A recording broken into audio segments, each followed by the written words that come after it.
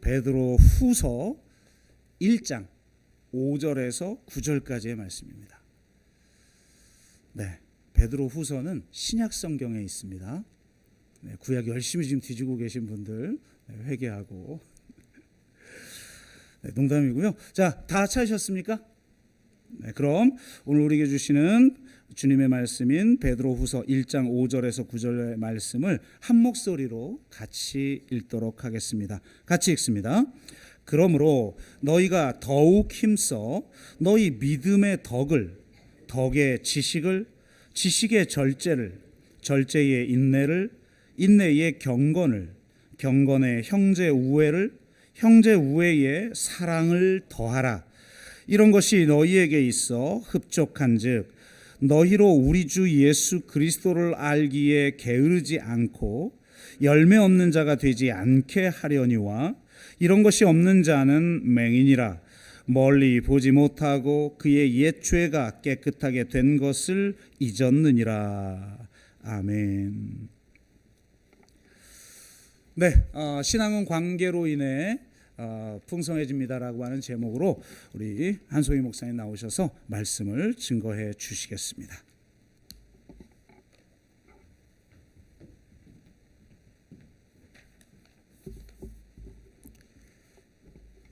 아까 목사님께서 소개해 주셨는데 요거거든요, 샘플.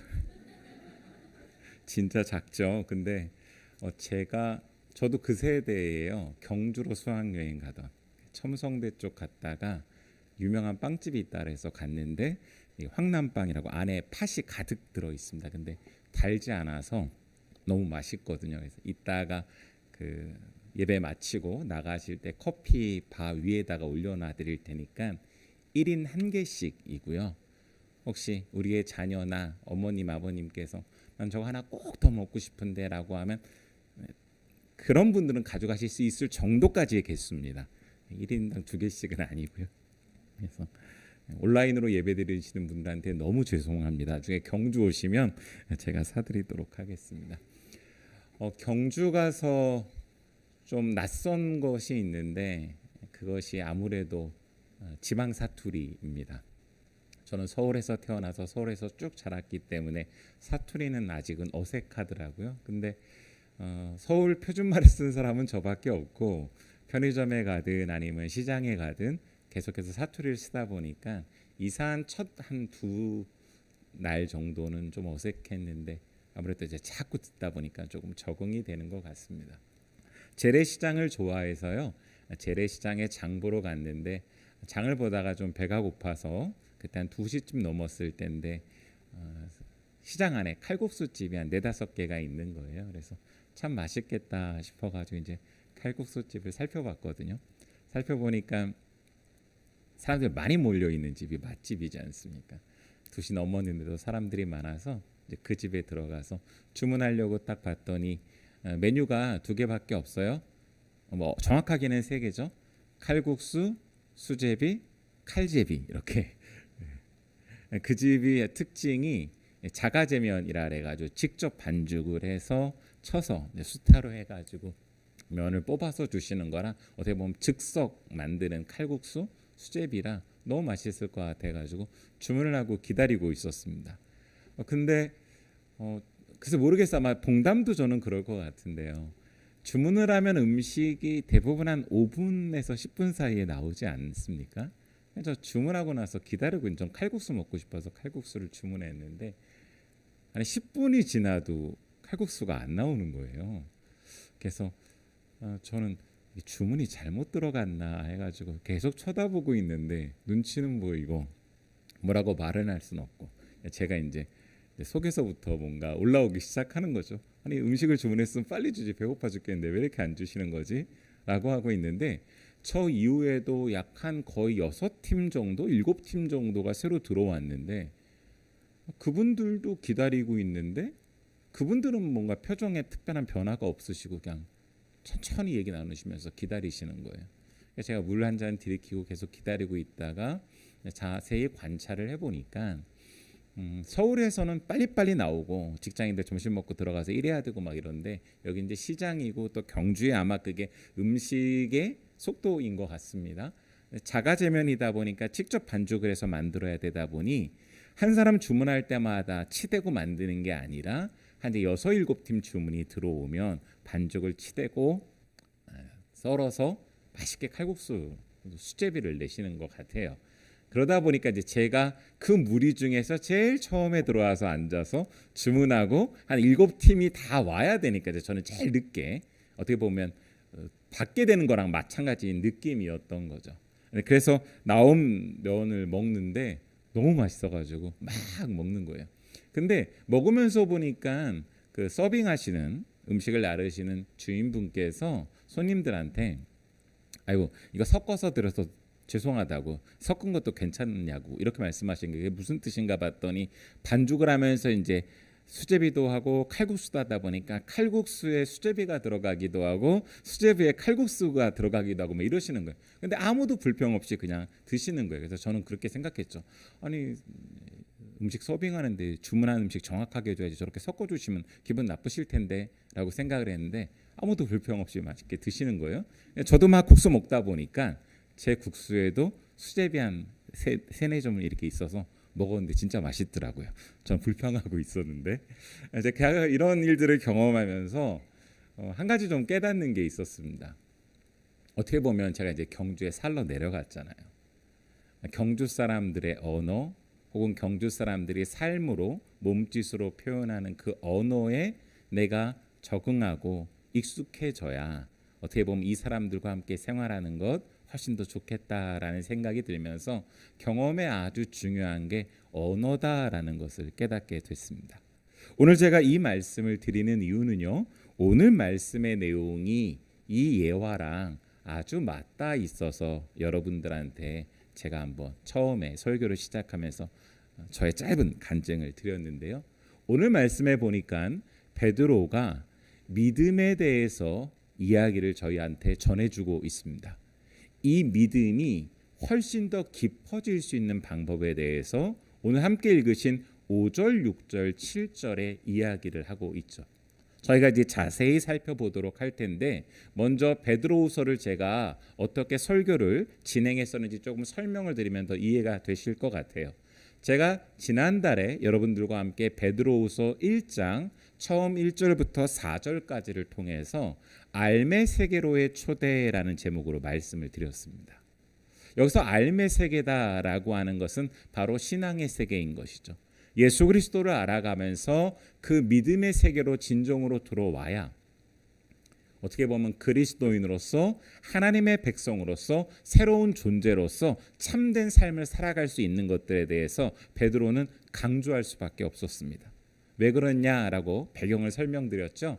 베드로 전서, 베드로 첫 번째 편지를 쓸 때는 로마의 박해가 본격적으로 시작할 쯤이었기 때문에 이 편지를 받는 소아시아 지방, 지금으로 말하면 튀르키예 지방 서쪽에 있는 사람들한테 믿음을 견고하게 지키기 위해서 그 박해나 고난으로부터 힘써 믿음을 붙잡고 지켜야 되는 것들에 대해서 말을 했다면 이 베드로의 두 번째 편지 후서를 쓰면서는 내부의 적이 나타났던 것이죠. 바로 이단이라고 하는 초기 영주주의자들이 잘못된 신앙, 잘못된 어떻게 보면 가르침을 통해서 공동체를 흔들고 공동체 각 개인들의 믿음을 흔드니까 잘못된 것들을 제대로 알아야 되지 않습니까? 그렇기 때문에 알매 세계로 초대했던 것이죠.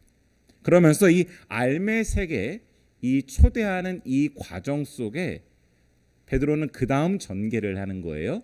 예수 그리스도를 알아가는 이 믿음이 더 깊어지고 진해져야만 합니다라고 하면서 어떻게 그렇게 깊어질 수 있는지 오늘 말씀의 제목처럼 바로 우리의 신앙이 어떻게 풍성해질 수 있는지를 설명하면서 5절, 6절, 7절의 그 내용을 소개를 하고 있습니다. 한번 여러분들 5절, 6절, 7절을요 개역 개정으로 저희가 읽었는데 여러분 한번 보십시오. 저는 표준 세번역으로 읽어드리겠습니다. 왜냐하면 원어 성경을 조금 더 맛깔나게 표준 세번역에 번역을 했기 때문에 제가 이 번역으로 좀 읽어드립니다. 그러므로 여러분은 열성을 다하여 여러분의 믿음에 덕을 더하고 덕에 지식을 더하고 지식에 절제를 더하고 절제에 인내를 더하고 인내에 경건을 더하고 경건에 신도 간의 우애를 더하고 신도 간의 우애에 사랑을 더하도록 하십시오. 아멘. 이렇게 기록되어져 있습니다. 여러분, 지금 듣다 보니까 여러분이 눈으로 보면서 표준 세번역으로 한 것을 읽어드렸는데 듣다 보니까 뭐가 계속 강조되고 있는 느낌을 받으시죠? 한 단어가 나옵니다. 더하다라는 단어입니다. 그러니까 원어 성경에서는 개역개정에서는 그냥 더하다라가 맨 마지막에 한 번만 나오는데 표준 세번역에서는 계속해서 믿음의 덕의 지식을 이런 식으로 단어가 나올 때마다 계속해서 더하다라는 표현을 쓰고 있습니다. 자, 그럼 먼저 첫 번째 이 강조했던 더하다라는 단어를 저희가 좀 깊이 묵상하기 전에 쭉 나열되어 있는 단어들을 한번 떠올려 볼까요? 믿음, 지식, 지식, 절제, 인내, 경건, 형제 우애 혹은 신도 간의 우애, 그 다음에 사랑 이렇게 나옵니다. 여러분, 이 단어들의 특징이 뭐라고 생각하세요? 여러분이 익숙히 알고 있는 단어이기도 하고 조금 낯선 단어도 있겠지만 이 단어, 이 언어의 공통된 특징을 만약에 접어로 설명하라라고 하면 베드로가 그런 것들을 염두에 두고 아마 이 단어를 썼을 것 같은데요. 바로 이 단어들은 관계에 의해서만 빛이 나는 단어들입니다. 만약에 어떤 대상이나 타자를 상정하지 않고 이 단어를 생각해 보면 단어가 대개 어떻게 보면 힘이 없어지게 됩니다. 사랑 혼자 하나요? 상대가 있어야 되겠죠. 성도들 간의 우애도 상대가 있어야 됩니다.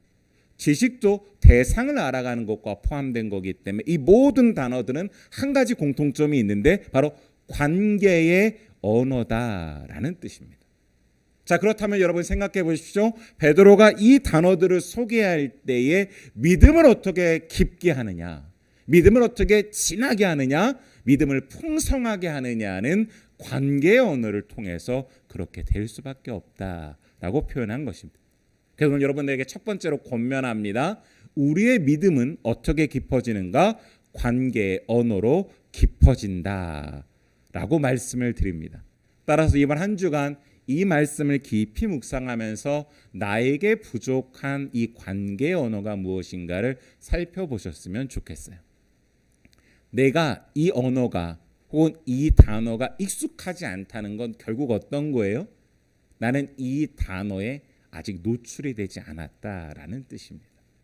제가 경주에 가서 사투리를 들을 때 낯설었던 것처럼 경주의 시장 사람들이 칼국수를 기다릴 때 그들은 시간이 오래 걸려도 여유 있게 기다렸지만 저는 굉장히 불안하고 뭔가 조급하고 빨리 밥이 나와야 된다라고 생각했던 것처럼 뭔가 어떤 단어가 익숙하지 않다는 건 내가 그 단어를 사용하고 있지 않은 것이죠. 그러니 한번 생각해 보십시오. 우리의 믿음이 흔들릴 때 우리는 대부분 우리가 의심하거나 연약하다라고 생각하는데 어쩌면 오늘 베드로가 표현한 것처럼 우리의 믿음은 이 단어들을 나의 일상에서 구현해내지 못하기 때문에 오는 연약함일 것입니다. 그러니 한번 차근차근 나는 어떤 단어에 부족함이 있는가 살펴보셨으면 좋겠습니다. 저는 이 단어들을 생각하면서 인내라는 단어가 많이 좀 부족하다라는 걸 느꼈는데요. 그 단어 설명은 제가 좀 잠시 후에 드릴게요. 또 하나는 경건이라는 단어였는데 이 단어가 어떻게 보면 목사니까 너무도 당연하게 경건할 거다라고 혹시 생각하실지도 모르겠는데 저한테 참 많이 부족한 단어다라는 것을 느꼈습니다. 이렇게 제가 체크했던 것처럼 점검했던 것처럼 이번 한 주간 오늘 말씀을 듣고 기도하시면서 나에게 부족한 믿음의 이 관계 언어가 무엇인가를 살펴보셨으면 좋겠습니다. 자, 그러면 우리 아까 처음에 얘기했던 베드로가 이 모든 단어들, 관계의 언어들을 더한다라고 표현했는데 이 더한다라는 의미가 무엇인지를 좀 살펴보기를 원합니다. 원래 써져 있던 헬라어의 단어의 이 더하다라는 의미는요, 이런 의미를 갖고 있다고 합니다. 아낌없이 공급하다라는 의미인 것이죠. 좀 말이요 쉽지는 않습니다. 아낌없이 공급한다라는 게 무엇인가? 당시 이 단어가 쓰였던 배경적인 좀 설명을 드리고 요즘 언어로 한번 제가 표현을 해볼게요. 당시에 이 단어는요 이렇게 사용됐대요. 여러분 아마 로마 시대에는요 큰 경기장이 있었던 거 혹은 그곳에서 연극을 관람했다라는 것들 아마 세계사 시간을 통해서 혹은 이야기들을 통해서 들으셨을 거예요. 바로 그런 연극이 그런 공연장 경기장에 올라가게 되는데 그 연극이 잘 진행되는 게 모든 시민들이 행복하고 그들의 어떻게 보면 유흥거리였기 때문에 이 연극이 제대로 공연이 돼야 됩니다. 당연히 공연되려면 뭔가 무대 장치도 있어야 될 테고 배우들도 있어야 될 테고 연습하는 기간 간식도 제공돼야 되지 않겠습니까? 이런 연극이 잘 올라가기 위해서 당시 로마의 부자들은요 이 연극이 잘 올라갈 수 있게 흔히 말하는 요즘으로 말하면 자금을 댔다라고 합니다. 투자를 한 것이죠. 그러니까 모든 시민들이 이 연극을 풍성하게 누릴 수 있게 끊임없이 계속 지원할 때 사용됐던 단어가 바로 이 더하다라는 의미입니다. 또 하나 당시 로마는 세계를 제패하기 위해서요 기병들을 통해서 전차를 통해서도 진군을 하지만 바다 건너 싸움을 해야 될 때는 군함을 어떻게 보면 만든다라고 해요. 근데 그 군함을 만들 때 군함을 잘 만들기 위해서 어떻게 보면 기부하거나 헌금하는 행위를 할 때에도 이 더하다라는 표현을 씁니다. 근데 한번 여러분 생각을 해보세요. 거대한 군함을 만드는데 돈이 일부 모여서 뱃머리가 완성됐다고 해보십시오. 이 뱃머리 자체로 배를 띄울 수 있습니까? 아니죠. 배의 뱃머리 말고 배의 후미도 잘 완성이 돼야 됩니다. 갑판만 완성된다고 되는 게 아니라 당시 아마 여러분들 영화들 통해서 보셨겠지만 뭐 요즘 우리나라에서 상영됐던 뭐 그 명랑 혹은 뭐 이런 이순신 관련된 영화들도 보면 아시겠지만 배를 하려면 노를 저어야 되지 않습니까? 이 노도 있어야 배가 전진하거나 후진하거나 방향을 틀 수도 있는 것이죠. 이런 배의 각각의 모든 것들이 통합적으로 전체적으로 완성돼야지만 배가 군함이 제 기능을 발휘할 수 있죠. 그러려면 뱃머리에도 기부금이 모여야 되고 배 후미에도 헌금이 모여야 돼요. 각각의 모든 것들이 끊임없이 공급돼야 됩니다. 아낌없이 더해져야만 됩니다. 바로 그런 의미로 당시에 헬라어에 더하다라는 단어를 썼습니다. 그러니까 베드로가 그런 단어를 썼을 때 당시 사람들은 다 알아들었겠죠. 저도 이 설명을 드리면서도 잘 느낌이 안 왔어요. 근데 아마 요즘식으로 말하면 이런 건 것 같습니다. 제가 재래시장 가서 쌀 사갖고 왔거든요. 바로 거기서 이제 흔히 말하는 정제된 쌀이에요. 제가 보는 앞에서 이렇게 넣어가지고 정제해서 받은 쌀로 와서 밥을 짓는데요. 너무 맛있더라고요. 근데 여러분 흰 쌀밥 따끈따끈한 거 곧 저희 이제 예배 드리고 식사하게 될 텐데 한번 생각해 보세요. 흰 쌀밥만 드시면 맛이 있으신가요? 다들 별로 감동 없이 다 저랑 비슷한 생각이죠. 한 번 먹으면 맛있을지 모르겠지만 그걸 이렇게 20숟가락 떠서 먹으면 맛 별로 없으시잖아요. 쌀밥 먹는데 옆에 고추장이라도 있어야 비벼 먹으면 맛나고 김이라도 한 장 싸서 먹을 때 맛있고 나물 반찬도 더하고 김치도 더하고 제가 잘하는 진미채도 이렇게 더하고 뭔가 이래야 훨씬 식사가 풍성해지고 맛있는 것이죠. 바로 이 더하다라는 의미는 이런 의미입니다. 아침 식사 혹은 점심 식사, 저녁 식사라는 이 식사가 제대로 기능을 발휘하고 아주 풍성해지려면 더하지 않으면 안 된다라는 의미인 것이죠.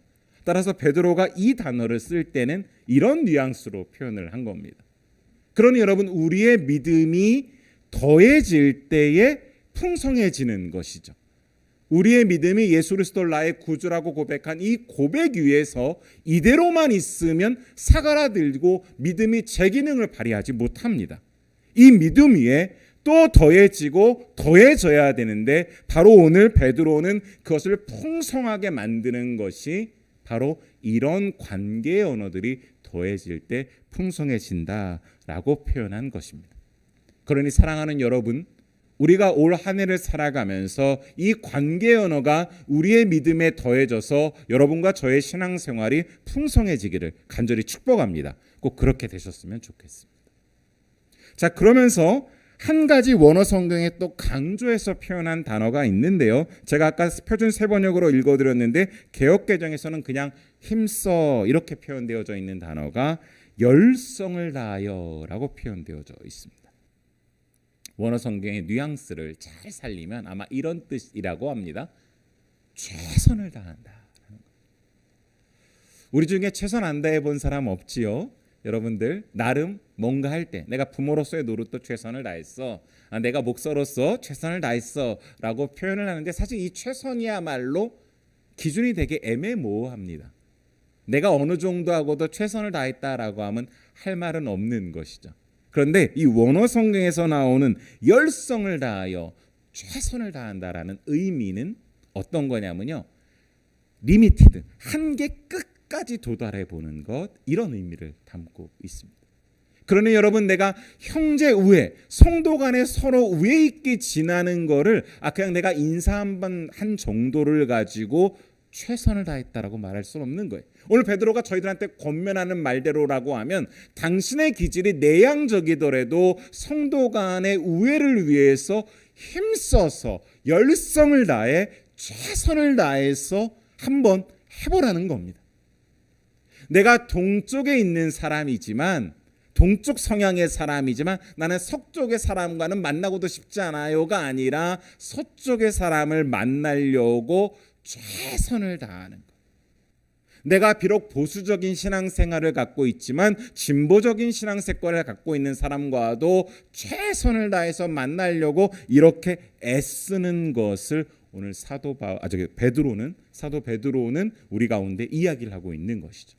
그러니 사랑하는 여러분, 최선을 다하는 것, 한계까지 다다르는 것들로 우리가 애쓰지 않으면 우리의 믿음이 깊어질 수 없다라는 것을 기억하시기를 간절히 소망합니다. 자, 그러면서 아까 저한테 부족한 단어라고 말씀을 드렸는데요, 인내와 경건에 대해서 잠깐 소개해드리고 오늘 제가 여러분들에게 두 번째로 권면드릴 내용에 대해서 살펴보도록 하겠습니다. 사실 저도 인내라는 단어에 대해서 오랫동안 오해를 많이 했습니다. 왜냐하면 이 단어가 다른 신약 본문에서 이렇게 똑같은 단어로 쓰이기 때문입니다. 참으라라고 하는 것이죠. 화나도 참고, 속상해도 참고, 배고파도 참고, 이런 뉘앙스로만 생각을 했는데 오늘 베드로가 이 단어를 쓸 때는요, 이런 의미로 썼다고 합니다. 자, 인내에 대한 정확한 이곳에서 사용되어졌던 정의입니다. 박해나 반대에도 불구하고 목표를 굳게 붙들고 있는 능력. 여러분, 강조점이 어디에 있습니까? 목표를 굳게 붙드는 능력이다라는 것이죠. 인내라는 건 그냥 무한정 참는 개념이 아니라는 거예요. 당시에 로마의 핍박이 다가오는 때의 외부의 박해나 내부에서 초기 영주주의자들의 이단으로서 말미암아 우리를 속이려고 하는 거짓된 진로로 이런 반대 의견을 내는데도 불구하고 예수 그리스도를 닮아가는 그 목표에 대해서 흔들리지 않도록 굳게 붙드는 능력을 인내다라고 표현했다는 겁니다.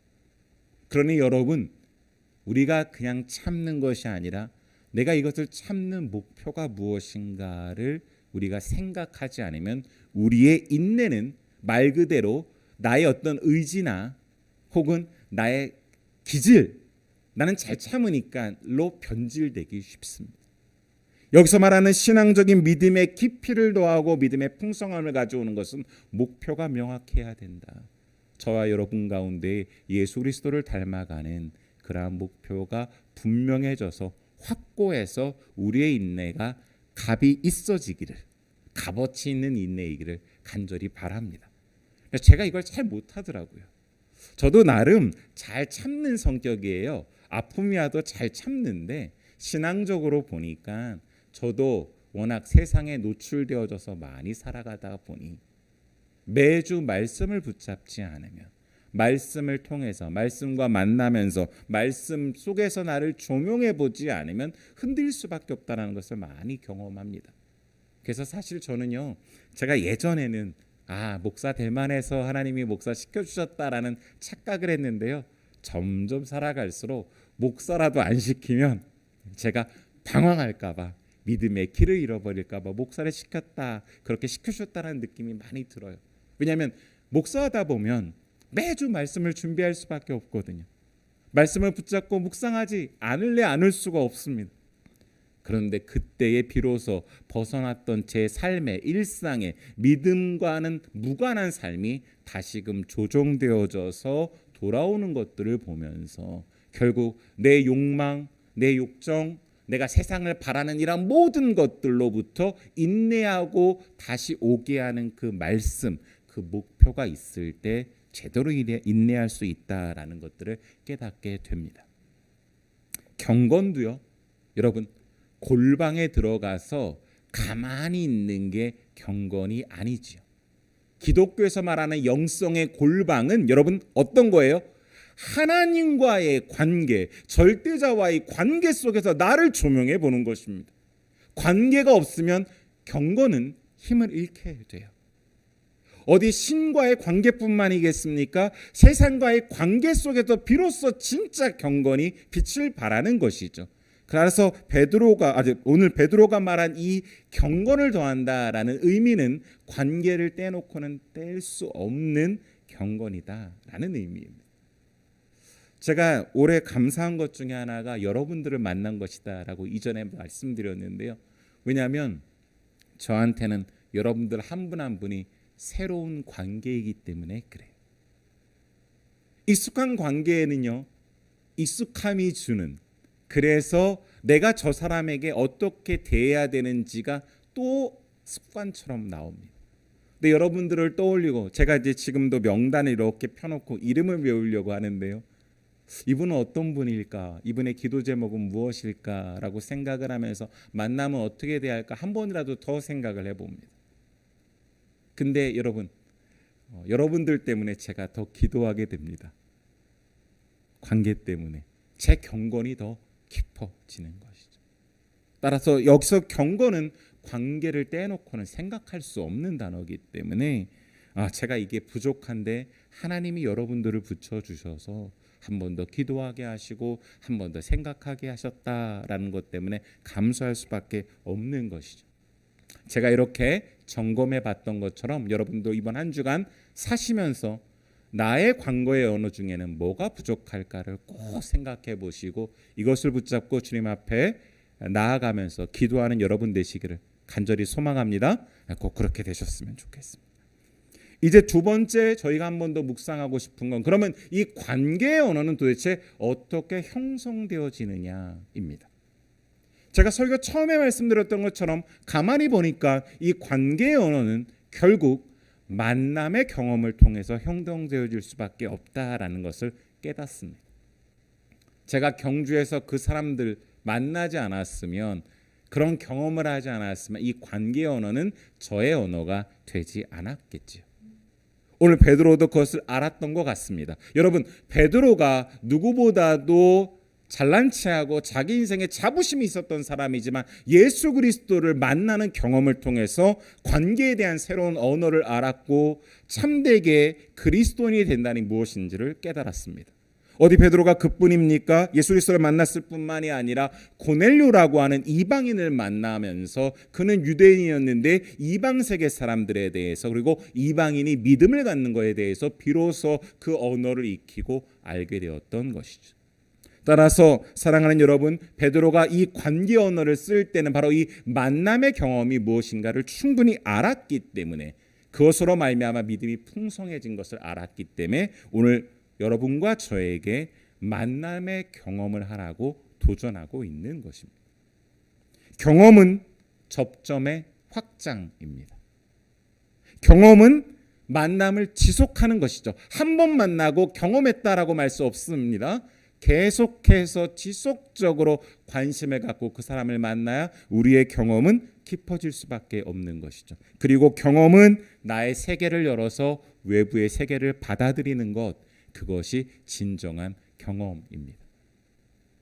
제가 3대째 신앙이라고 말씀을 이전에 한번 드렸는데요.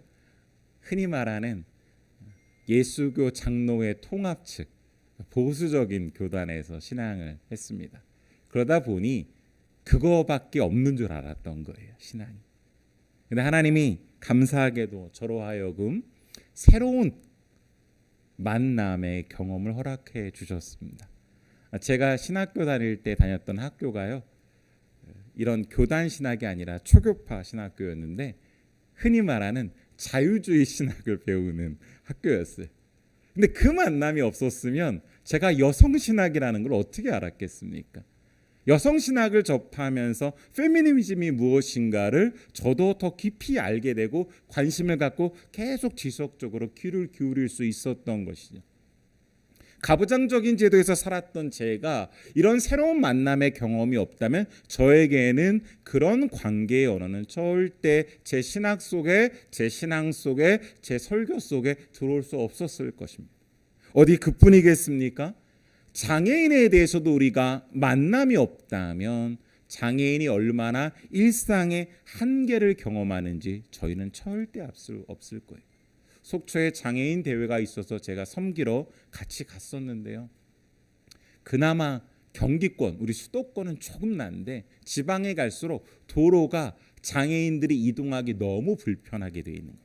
여러분 휠체어 아마 옆에서 도와주셨거나 직접 타보신 분들은 알 텐데 도로가 평평하지 않으면 다니는 것 자체가, 이런 표현이 있어서 좀 죄송합니다, 지옥 같습니다.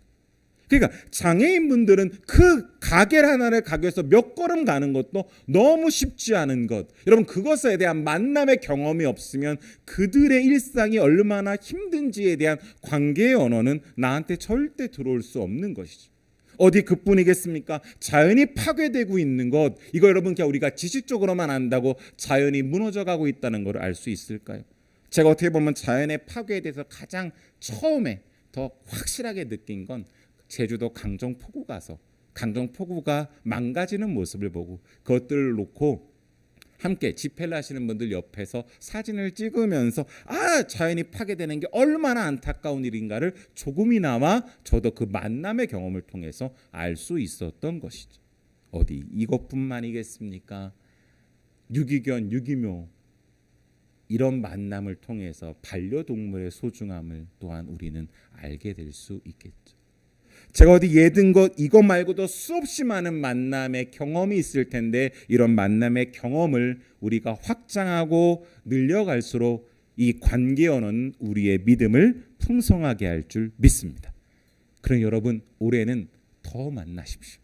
하나님께 만남의 기회를 열어달라라고 얘기해 주십시오. 제가 특별히 더불어숲 동산교회 우리 성도님들을 좋아하는 이유, 이 공동체를 좋아하는 이유는 이 공동체는 이렇게 만남의 경험을, 새로운 관계의 언어를 받아들이는데 열려 있다라는 것입니다. 그러니 정치적인 색깔을 떠나서 반대편에 있는 사람을 만나서 그를 존중하고 그와 함께 만남의 경험을 통해서 우리의 믿음의 관계의 언어들은 깊어질 겁니다. 그러니 올해는 옆에 꼭 만나십시오. 우리 한번 여러분 옆 사람을 보면서 눈을 바라보고 한번 선포하십시다. 축복해 주십시다. 올해는 다양하게 만납시다. 한번 선포하겠습니다. 올해는 다양하게 만납시다. 아멘. 네. 그런 의미에서 제가 예를 하나 좀 들어드리고 오늘 말씀을 마치고 싶습니다. 제가 경주 왜 내려갔는지 지난번 설교에 말씀드렸잖아요. 악기 제작하느냐고 내려갑니다. 근데 사실은 제가 미래를 준비하면서 한 가지 더 손으로 뭔가 하는 것들을 준비하면서 같이 기도하는 것이 있는데 악기 제작 말고 하나가 제빵이에요. 그러니까 사실 오늘도 여러분들한테 빵에 관심이 있다 보니까 빵 선물로 드리는데 제빵을 어떻게 하면 좀 공부를 할까 싶어서 나름 잘해보고 싶어가지고 좀 검색을 하고 찾아보고 사람도 만나고 물어봤더니 전 세계에 유명한 학교들이 몇 군데 있는데 그 중에 하나가 프랑스 파리에 있습니다. 그래서 한번 늦은 나이지만 도전해보자 이런 마음으로 열심히 작년부터 불어 공부를 시작을 했어요. 불어를 하나 표현해 볼 텐데 발음 이상하다고 비웃지 마시고 봉주 요게 안녕하세요 뭐 이제 이런 인사입니다. 근데 이 단어를 제가 막 공부하고 근데 혼자 공부하는 게 좀 그래서 함께 스터디 공부할 수 있는 사람들을 모아봤어요. 그랬더니 모여진 거예요. 이 사람들과 같이 이제 불어 공부를 하면서 프랑스 문화에도 훨씬 더 많이 관심을 갖게 되는데 잠시 후에 제가 이제 예화 들어드릴 게 역시 이렇게 불어 공부를 하다 보니 그런 쪽 세계가 보이고 그쪽에 굉장히 좋은 예가 있어서 오늘 말씀에 대한 예화로 제가 가져온 건데 좀 이따 소개해 드릴게요. 근데요. 제가 왜 이 얘기를 드리냐면 이런 내가 관심을 갖고 만남의 경험을 통해서 저의 인생이 확장되어지고 또 다른 것들에 대한 축복, 제 인생의 경험이 깊어진 얘기를 꺼내려고 이 말씀을 드리는 거예요. 한 1년 정도 스터디를 하다 보니까 저희 모임의 중간에 알렉스라고 하는 외국인, 그러니까 프랑스 남부지방 친구가 한국에 와서 어학당에서 공부하면서 이제 한국에서 취직하려고 하는데 그 친구가 저희 모임에 참석하게 된 거예요. 얼마나 좋아요. 직접 프랑스 남자친구가 저희 발음을 교정을 해주니까 굉장히 행복하지 않습니까? 근데 이제 제가 이제 경주로 내려간다는 것 때문에 이제 제가 이제 오프라인 모임에 잘 참석을 못하니까 온라인 모임 참석하기 위해서 연말에 연말 모임 파티 같은 걸 했어요. 근데 이제 저를 도와서 이 모임을 함께 잘 도와주고 있는 어떤 일러스트 하시는 여자분이 계시는데 이 여자분과 조금 전에 말했던 요 두 분이 사귀는 관계가 된 거죠. 저한테 얘기를 한 거예요. 그래도 이제 모임장님한테는 말씀을 드려야 되니까 얘기를 꺼낸다라고 얘기를 하는 거죠. 그러면서 사실 이게 지금 방송에 나가고 있는데 이분들의 실명을 거론했잖아요. 결혼이 확실합니다. 왜냐하면 작년에 얘기를 할 때에 연말 크리스마스 때부터 해서 그 프랑스 집에 가서 인사를 드리고 와서 작년 기준으로 내년이라 했으니까 올해죠. 올해 이제 전통혼례로 결혼을 하고 그 후에 프랑스에 가서 프랑스식 결혼을 한다는 거예요. 근데 그 알렉스라고 하는 친구의 집이 남부지방인데 아버지가 성을 갖고 계신 게 옛날 오래된 고성. 그 성에서 결혼식 하는. 근데 저한테 참석해 달라고. 왜? 둘이 연결되는 거를 연결시켜준 중매쟁이가 된 거잖아요. 그래서 너무 좋다고 우리의 은인이라고 우리 커플이 탄생하게 돼서 프랑스로 초대를 한 거예요. 제가 지금부터 열심히 프랑스어로 축사를 준비해야 됐구나 이렇게 생각하면서 너무 행복하더라고요. 여러분 제가 왜 행복할까요? 아니 제가 언제 제 인생에 프랑스 남부지방 그 고성의 결혼식에 가서 프랑스로 축사를 하면서 같이 있을 수 있겠어요? 여러분 제가 이거 노력한다고 된 게 아니지 않습니까? 뭐예요? 만남의 경험. 그 만남의 경험을 통해 제 인생의 풍성함이 더해지는 이러한 걸 제가 직접적으로 경험했기 때문에 여러분한테 잠깐 소개를 해드렸습니다. 근데 이게 핵심은 아니고요. 제가 이렇게 프랑스에 관심을 갖다 보니까 오늘 말씀과 연결되는 아주 좋은 예가 있어서 소개해드리려고 합니다. 책 한 권을 갖고 왔어요. 저도 이제 지금 끝부분 조금만 남겨두고 있는데 내 식탁 위의 개라는 책입니다. 한번 여러분 읽어보실 거를 권해드려요. 저도 지금 이게 불어 발음이기도 하고 막 이러다 보니까 익숙하진 않은데 이 책이 2022년에 프랑스 페미나상을 수상한 책입니다. 작가가요 클로디 윈징게르라고 하는 작가인데 이 작가의 장편 소설이에요. 자, 근데 제가 지금 한 가지 좀 익숙하지 않은 단어를 하나 소개해드렸죠. 2022년에 프랑스 페미니상을 수상했다라고 했는데 옛날에 프랑스는 유럽 문화의 아주 중심지였습니다. 그런데 문학에 있어서 남성 우월주의적인 남성 권위주의인 어떻게 보면 분위기이다 보니까 여성 작가들이 자기의 목소리를 내기가 참 힘들었어요. 그래서 1904년에 여성 작가들이 모여서 어떻게 보면 자신들의 목소리를 낼 수 있는 여권의 신장을 하면서 여성, 흔히 말 페미니즘을 나타낼 수 있는 대표적인 작품들을 한번 심사를 해서 우리가 뽑아보자 해가지고 1904년에 만들어진 상이 페미나상입니다. 자, 그래서 모든 심사위원들이 여성들이에요. 그러니까 남성 중심적으로 뭔가 소설이나 풀어가던 관점에서 여성적인 관점을 더해다 보니 오히려 문학계는 더 풍성해졌겠죠. 그런데 수상작들은 꼭 여성 작가가 쓴 작품만이 아니라 제가 좋아하는 생텍쥐페리의 야광비행도 이 페미나상을 수상을 했습니다. 바로 이렇게 프랑스의 권위 있는 상인데 이 상을 이 클로디 윈징게르의 장편 소설인 내 식탁 위의 개가 수상을 한 거예요. 여러분 한번 뭐 저 이제 조금 있으면 다 읽으니까 이 책 한번 빌려달라고 하면 제가 빌려드릴게요. 근데 이 책을 소개해드리는 이유는요, 이 작가가 사실 이렇게 여성 작가, 남성 작가 구분하는 거 참 말이 안 되는데 여러분들에게 편의상 여성 작가이기 때문에 한번 그렇게 소개를 해드립니다. 이 작가가요, 늦은 나이에 작가로 데뷔했습니다. 70세 때. 그렇죠? 그러니까 원래부터 소설 수업을 받고 글 수업을 받았던 사람이 아니라 자기는 뒤늦게 글을 쓴 거예요. 그런데 자기가 글을 쓰는 주제나 내용들이 그동안 지금 84살, 그러니까 84살인 거죠. 근데 약 한 40년, 50년 동안 알자스 지방의 방부아 숲이라는 곳에서 쭉 산 겁니다. 그러니까 자연과 버타면서 살다 보니까 글의 소재는 그런 소재들이 많은 것이죠. 조형 예술가인데요. 그 방부아 숲에서 쭉 살면서 어떻게 보면 글을 써서 사람들한테 자신이 만난 경험, 자신이 경험한 세계를 새로운 언어들로 소개한 겁니다. 그거에 대한 탁월함을 인정받아서 이 책이 수상을 한 거죠. 근데 이 책은요, 자전적인 느낌이 강한데 이 책은 두 부부가 부아바니라고 하는 숲에 살아요. 이 부아바니가 불어로 추방당한 숲이라는 뜻이에요. 그러니까 주류가 아닌 약자들, 소외된 사람들이 살아가는 숲을 아마 은유화시켜서 표현한 것 같은데 그곳에서 학대를 당하는 개 한 마리를 만납니다. 생식기를 막 파기 씹고 찢고 막 이랬던 어떻게 보면 개를 만난 거예요. 얼마나 안타까워요. 근데 이 부부가 이 개에게 예스라는 이름을 붙여주면서 이 개와 교감하고 소통하기 시작합니다. 이 개를 만나면서 이 사람들은, 이 작가는 그렇게 표현을 해요. 우리가 종이라고 표현하죠. 인간, 그다음에 동물, 이런 종 구분이 있는데 이런 종을 뛰어넘는 진정한 관계와 사랑의 깊이를 더 깨닫게 됐다라는 것이죠. 그러면서 이 학대당하는 개, 예스를 돌볼에서 오는 이런 관계, 접점의 확장을 통해서 더 자기 인생이 풍성해졌을 뿐만 아니라 한 걸음 더 나아갑니다.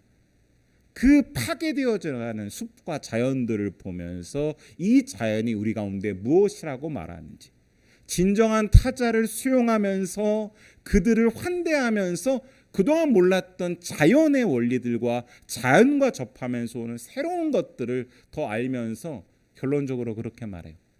내가 더 큰 존재가 됐다. 그 더 큰 존재는 뭐냐?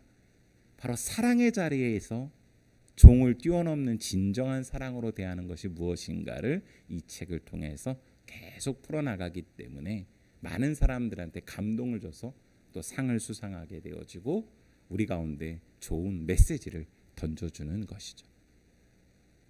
이제 말씀을 정리합니다. 사랑하는 여러분, 결국은요, 관계의 언어예요. 우리의 믿음을 풍성하게 하는 건 관계의 언어가 더해지지 않으면 우리의 믿음은 제자리 걸음을 하는 것뿐만이 아니라 오히려 후퇴할 것입니다. 그래서 오늘 말씀에 보면요, 여러분, 그 다음 절 볼까요? 8절 9절입니다. 특히 9절인데요. 제가 우리말 세번역 성경으로 읽어드릴게요. 그러나 이런 것들을 갖추지 못한 사람은, 다시 말해서 관계 언어를 풍성하게 더하지 않은 사람은 근시안이거나 앞을 못 보는 사람입니다. 이런 사람은 자기의 옛죄가 깨끗하여졌음을 잊어버린 것입니다. 아멘. 이게 무슨 말이에요? 믿음이 더해지고 관계 언어가 더해져서 풍성해지지 않으면 자기의 옛날 모습, 옛사람에 갇혀서 하나님께서 우리를 예수 그리스도로 말미암아 새로운 존재가 되게 해주셨는데 그 새로운 존재로서 말미암아 가능성을 갖고 가능성의 존재로 가능성의 언어를 갖고 막 열어갈 수 있는 믿음의 세계를 보지 못하는 근시안이거나 미래를 보지 못한다라고 하는 뜻이니 오늘 베드로의 이 권면이 우리 가운데 큰 의미가 있는 줄 믿습니다. 그러니 관계의 언어를 더하면서 믿음을 풍성하게 하시고 그 관계의 언어는 만남의 경험이라는 것을 깨달으시면서 하나님, 올해 제가 만남의 축복을 통해 나의 관계의 언어들이 더해져서 믿음이 깊어지게 해주십시오라고 소원하고 소망하는 저와 여러분 되기를 간절히 축복합니다. 아멘. 1년 동안 베드로후서를 저랑 같이 묵상하실 겁니다. 마침 3장으로 되어져 있는데요. 1장을 가지고 4개월에 걸쳐서 2장을 가지고 또 4개월, 3장을 가지고 4개월 이렇게 말씀을 묵상할 텐데 어떤 책을 여러분들과 함께 같이 나누면서 베드로후서를 더 깊이 묵상할까 하다가 책 한 권을 또 소개해 드립니다. 1년 동안 읽으시면 되니까 여유 가지시고요. 한번 기회 되시고 또 관심 있는 분들은 기독교 고전 중에 아주 훌륭한 고전인데 이 책 한번 사서 읽으시면 좋을 것 같아요. 아우구스티누스의 고백록이라는 책입니다. 아마 이렇게도 들어보신 분들이 있을 거예요. 성 어거스틴의 참회록이다라고 들어보신 분들이 있을 텐데 이 책이 참 귀합니다. 왜 그러냐면 아우구스티누스가 이렇게 고백을 해요.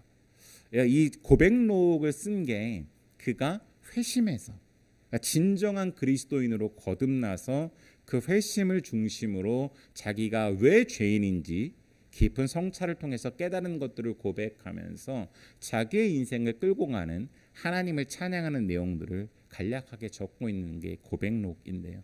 그 고백록에 보면 이런 문장이 나옵니다. 제가 좀 어려운 말인데 한번 표현을 해볼게요. 발음이 좀 이상할 수 있습니다. Veritas lux mea. 진리는 나의 빛이다 라는 의미. 우리 인간은 어떠한 것으로도 진정한 진리를 알 수 없다는 거죠. 왜냐하면 진리 자체를 바라는 발광체가 아니기 때문에 그렇습니다. 진정한 진리이신 하나님 예수 그리스도와의 관계를 통해서만이 내가 빛을 발할 수 있기 때문에 그 진리를 통해서 깨달아가고 알아간다. 그 지혜를 내가 깨달아간다라고 표현을 하고 있습니다. 바로 오늘 저희가 얘기한 바로 그 관계예요. 따라서 여러분들 한번 기회가 있을 때 이 아우구스티누스의 고백록을 함께 같이 읽으시면서 제가 물론 설교 중간중간 소개는 해드리겠습니다만은 함께 읽으시면서 올 1년 베드로의 두 번째 편지인 베드로후서를 통해 저와 함께 같이 우리의 믿음이 한 걸음 더 나아가고 성장하는 저와 여러분 되기를 간절히 소망합니다. 아멘. 우리 말씀을 기억하면서 찬양 같이 했으면 좋겠는데요. 기대라는 찬양인데 여러분 너무 잘 아시는 찬양이에요. 오늘은 이 찬양 나를 위해서가 아니라 우리 옆에 있는 분들을 위해 축복하면서 하나님 그분의 인생 신앙이 더 깊어질 것을 기대합니다. 저분에게 만남의 축복을 허락해 주십시오. 그런 의미로 한번 우리 서로 바라보면서 찬양하도록 하겠습니다. 함께 같이 고백하겠습니다.